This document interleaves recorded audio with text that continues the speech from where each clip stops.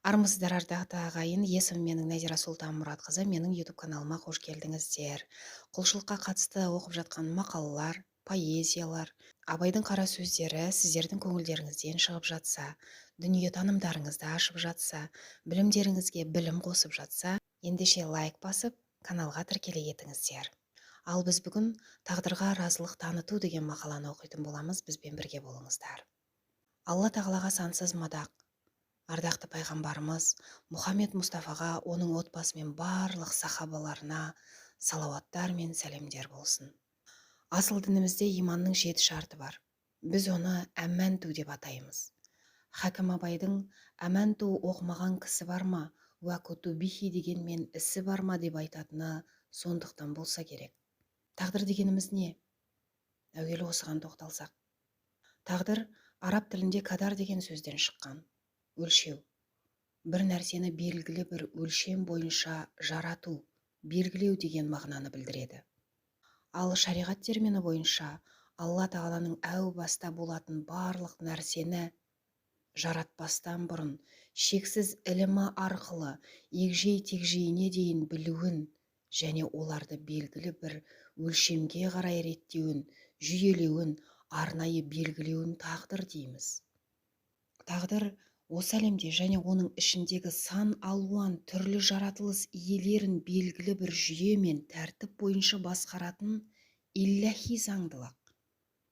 Жер бетіндегі күллі мақлұқтың болмыс бітімі жаратқанның белгілі бір тәртібімен өлшеніп қойылған. Қасиетті Құранның Рағыт сүресі 8 аятында оның жанында әр нәрсе өлшеулі деп айтылған. Қамар сүресінің 49 аятында шын мәнінде біз әрбір нәрсені бір өлшеумен жараттық делінсе, Фурқан сүресінің 2 аятында ол Алла әр нәрсені жаратып, оның өлшеуін, тағдырды белгіледі делінген. Бұл Алла тағаланың шексіз ілімі. Алла өткенді, қазіргіні және келешекті бірдей қамтиды. Сондықтан жаратушының назарынан ешбір нәрсе тыс қалмайды. Әлемдегі бұрын болып кеткен, қазіргі болып жатқан және болашақта болатын барлық нәрсе Алланың үкімі мен тағдырына сәйкес жүреді. Тағдыр барша адам баласына ортақ түсінік. Адамзат өз өміріндегі орын алған түрлі жақсы жаман әрекеттерді тағдырдың жазуы деп біледі. Тағдыр Алладан. Қандай жағдай болмасын, Алланың тағдырына разы болуымыз керек. Лұқман хакім өзінің ұлына: мен саған Аллаға жақындататын және оның ашуын алыстататын істі өсиет етемін. Алла тағалаға ешбір ортақ қоспай құлшылық жаса. Саған ұнаса да, ұнамаса да Алланың тағдырына разы бол деген екен. Яғни, Алла тағаланың жазған тағдырына разы болу бақытты өмір сүрудің кепілі десек те болады. Алла тағала өз разылығының бір белгісі ретінде құлының тағдырына разы болуында екендігін қасиетті Құран кәрімде Бәйина сүресінің 8 аятында былай деп білдіреді. Алла оларға разы, олар да Аллаға разы болды. Қазақ халқында жазымыштан озымыш жоқ деген өнегелі сөз бар. Бұл дегеніміз, тағдырдың жазуынан асып кете алмайсың. Тағдырдың басқа салғанына көнерсің дегенді меңзейді. Халық арасында адам баласының басына қандай да бір іс түссе, тағдырдың жазуы немесе маңдайға жазылғаны сол деп бір ауыз сөзбен түсіндіріп жатады.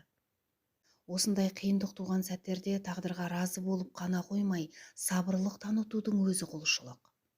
Құран кәрімде Әли Имран сүресінің 146 аятында Алла сабырлыларды жақсы көреді десе, Зүмәр сүресінің 10 аятында шын мәнінде сабыр етушілерге сыйлықтары есепсіз беріледі деп айтылады. Сабыр ету арқылы адам баласының бойында мойынсыну, көну, Алланың жазған тағдырына разылық таныту қасиеттері оянады. Алла тағала пендесіне әрбір жағдайға шүкірлік жасауды насихат етеді. Сол арқылы Алланың разылығына бөленіп, ризығын артынан уәде етеді. Осы ретте мына төмендегі қиссаны келтіре кетсек. Қисса. Мұса, оған Алланың сәлемі болсын, Алла тағаламен тілдескен сәттерінің бірінде оған: әй Мұса, бір пенде менің тағдырыма разы болмай жатыр, менімен қарсыласып жатыр дейді. Сонда Мұса: оған Алланың сәлемі болсын, сенің тағдырыңа разы болмай жатқан ол қандай адам? Мен оны көргім келеді. Маған оны көрсетші деп Алладан сұрайды. Алла тағала Мұсаға: оған Алланың сәлемі болсын, әлгі адамның отырған жерін айтады. Мұса оған Алланың сәлемі болсын, айтылған жерге барғанда екі қолы мен екі аяғы жоқ адамды көреді. Мұса оған Алланың сәлемі болсын, әлгі адамды сыртынан біразға дейін бақылап тұрады. Бір сәтте әлгі адамның алдынан қымбат шапан киген, сұлу ат мінген бай кісі өтіп бара жатып, қолындағы қамшысын түсіріп алады. Бұйрық беріп үйренген, еңкейіп зат көтеріп көрмеген ол мүгедекке қарап: алып бер анау қамшыны, деп бұйыра сөйлейді. Ол бейшара не қылсын? Өзің көріп тұрғандай аяқ қолым жоқ, алып бере алмаймын деп жауап қатады. Сол кезде бай: мұндай ғаріптікпен қалайша өмір сүріп жүрсің, дейді. Сонда әлгі ғаріп: несібемді Алла жеткізіп өмір сүріп жүрмін, дейді. Әлгі бай кісі бұйрығының орындалмай қалғаны есіне түсіп, ашуланып, атынан түсіп, қамшысын өзі алып, отырған ғаріптің басынан салып қалады. Кейін тағы ұрады. Сөйтіп тоқтамастан шаршағанға дейін ұрады. Әлгі ғаріп не қашып та кете алмай, не қорғана алмай отыра береді. Қашуға аяғы жоқ, қорғануға қолы жоқ күйде отырады. Бірақ әрбір таяқ жеген сайын көмекке адам шақырып, көмек беріңдер деуінің орнына: я Алла, тәубе еттім, түсіндім, я Алла, мені кешіре көр, деп қайталай берген екен. Осылайша бай адам өз жөнімен кете барады. Мұны бақылап тұрған Мұса оған Алланың сәлемі болсын, әлгі ғаріптің жанына келіп: таяқ жеген адамдар айналасынан көмек сұраушы еді, сен болсаң кешір Алла, тәубе еттім, түсіндім деп кешірім сұраумен болдың. Не үшін олай еттің? Деп сұрайды. Сонда әлгі ғаріп кісі: оның себебін білгің келсе, мені тыңда, деп әңгімесін бастайды. Мен осы қалпымда дүниеге келгенмін. Жүрерге аяғым жоқ, ұстауға қолым жоқ. Бірде түсімде Алла тағала маған жәннатты көрсетті. Жәннаттағы түрлі нығметтерді, оның кеңдігін, қор қыздарын, басқа да сөзбен жеткізіп айтуға келмес әдемілікті көріп: дүниеде аз ғана сабыр етсем, осы күніме разы болсам, Алланың қалауымен жәннатқа барады екенмін, деп Алла тағалаға және оның берген тағдырына разы болдым. Арада біраз уақыт өткеннен кейін Алла тағала маған түсімде жаһаннамды, тозақты көрсетті. Ондағы азапты, сасық иісті, жалындаған отты, азаптаушы періштелерді көрдім. Сосын маған дүниеден өткеннен кейін тозаққа түсіп қалуың да мүмкін екен ғой деген ой келді. Сонда мен: уа Раббам, жәннатты жаратып дұрыс қылған екенсің, алайда тозақты бекер жаратқан екенсің. Мен осы үкіміңе риза емеспін, дедім. Сонда Алла тағала маған: жәннаттың да тозақтың да өз иелері бар, деді. Ал мен: уа Алла тағала, менің тозаққа түсіп қалуым мүмкін болса, егер тозақты жоқ етпесең, мен саған разы емеспін, дедім. Енді міне, себепсізден себепсіз таяқ жеп, зұлымдық көрген сәтте: уа Аллам, сен хикмет иесі екенсің ғой, мынандай зұлым адамдар тозаққа түседі екен ғой, енді ғана есім кірді деп тәубе еттім, деп түсіндірген екен ғаріп кісі. Міне, сол таяқ жеген сәті ғаріп үшін азап болып көрінгенмен, ақыретте Алла тағала ол кісінің ақысын алып береді. Залымдардың ісіне қарап, Алланы ғапыл деп ойламаңдар. Тағдырға разы болудың бір сыры осы. Оны ғаріп адамға хикметін сездіріп көрсетіп қойды. Ол осылайша ғаріптігіне де, таяқ жегеніне де разы болды. Әбу Яхия Сухайб ибн Синан, Алла оған разы болсын, Алла елшісінің, оған Алланың салауаты мен сәлемі болсын, былай деп айтқанын жеткізеді: мұсылманның жайына таң қаласың. Шындығында оның кез келген жағдайында игілік бар. Және бұл мұсылманнан басқа ешкімге берілмеген. Егер оған бір жақсылық келсе, ол Аллаға шүкіршілік айтады, және оның сол айтқанында игілік бар. Ал егер оған бір қайғы келсе, ол оған сабыр етеді. Оның бұл ісі де өзіне игілік болып оралады. Мүсілім. Дәреже тұрғысынан разылық сабыр етуден жоғары тұрады. яғни тағдырға разы болу мұсылманның рухани кемелденуінің белгісі. Кейде тағдыр мәселесіне дендеп кіріп, оны басқаша түсініп жататындар да кездеседі. Абдулла ибн Масғуд, Алла оған разы болсын, жеткізген хадисте пайғамбарымыз, оған Алланың салауаты мен сәлемі болсын, былай дейді: сендердің әрбіріңнің ана құрсағында жатуларың 40 күннен тұрады. Ұрық алдымен 40 күнде тамшы, 40 күнде ұйыған қан, сонан соң келесі 40 күнде кесек ет болады. Осыдан кейін ана құрсағындағы балаға періште жіберіледі де, ол балаға жан беріп, 4 нәрсені белгілейді: ризығын, қанша өмір сүретінін, істейтін ісін, бақытты не бақытсыз болатынын. Кейбір адамдар осы және осыған ұқсас әрбір пенденің тозақтағы немесе жұмақтағы орны белгілі деген мағынадағы хадистерді оқығанда, менің жұмақтық яки тозақтық екенім жазылып қойған болса, несіне әуре боламын? Мен жұмаққа қанша тырыссам да тағдырыма тозақтық деп жазылған болса, соңында бәрібір тозаққа түсемін ғой. Ал егер жұмақтық деп жазылған болса, қанша күнә істесем де, соңында жұмаққа кірмеймін бе?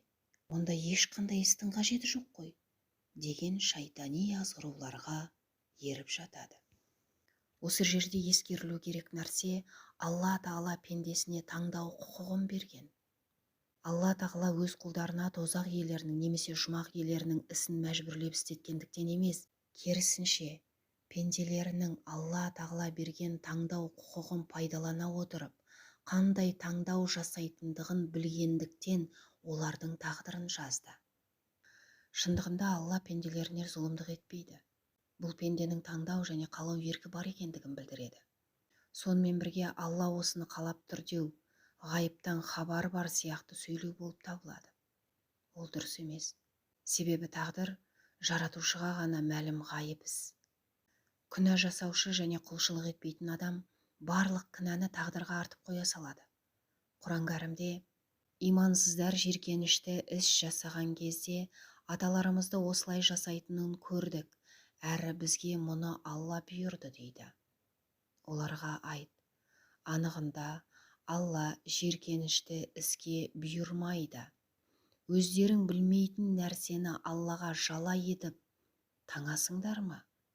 Деп ашық ескертеді. Ағраф сүресі 28 аят. Тағдыр адам баласының ақылы танып біле алмайтын ғайып іс. Бірде тағдыр жайлы сөз таластырып отырған сахабаларын көріп, пайғамбарымыз оған Алланың салауаты мен сәлемі болсын, қатты ашулы күйде орталарына келеді. Сосын: сендер осыған әмір етілдіңдер ме? Әлде мен сендерге осы жайтты алып келдім бе? Ақиқатында сендерден алдыңғы үмбеттердің түбіне тағдыр төңірегіндегі тартыс жетті.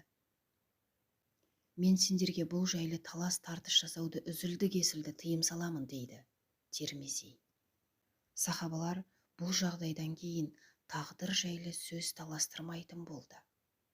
Тіпті пайғамбарымыз, оған Алланың салауаты мен сәлемі болсын, дүние салғаннан кейін де бұл тақырыпты қозғамаған.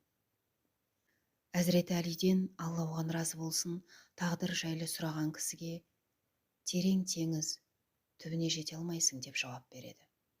Екінші рет сұрағанда: қараңғы жол, онымен жүрме, деді. Үшінші рет сұрағанда: тағдыр Алланың сыры, оны тінтіп әуре болма, деген екен. Имам Тахауи тағдыр жайлы былай деп сөз қалдырған: ғылым екі түрлі болады. Бір ғылым жұрт арасында бар ғылым.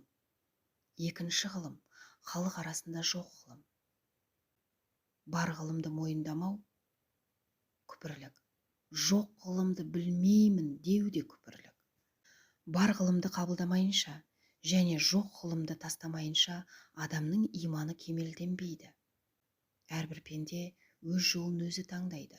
Бұл турасында Алла Тағала Кахф сүресінің 29 аятында: кім қаласа иман келтірсін, кім қаласа күпірлік қылсын десе, Инсан сүресінің 3 аятында: расында оған тура жол көрсеттік, мейлі шүкірлік қылсын, мейлі қарсы келсін, деген. Мұса оған Алланың сәлемі болсын: уа Раббым, ең жек көретін құлың кім деп сұрағанда, Алла тағала бір құлым менен қайырлысын сұрап, мен оған қайырлы үкім бергенімде оған разылық көрсетпеген құл деп жауап берген екен. Дегенмен тағдырға қатысты мынандай түйіндеме айтуға болады. Біріншіден, жаратылыста иллахи тағдыр мен бағдарлама бар, ал адамда ерік пен пейіл бар.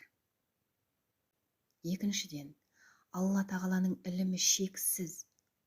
Ол уақыт пен кеңістікке тәуелді болмағандықтан өткенді, қазіргіні және болашақта болатын барлық нәрселерді толық біледі.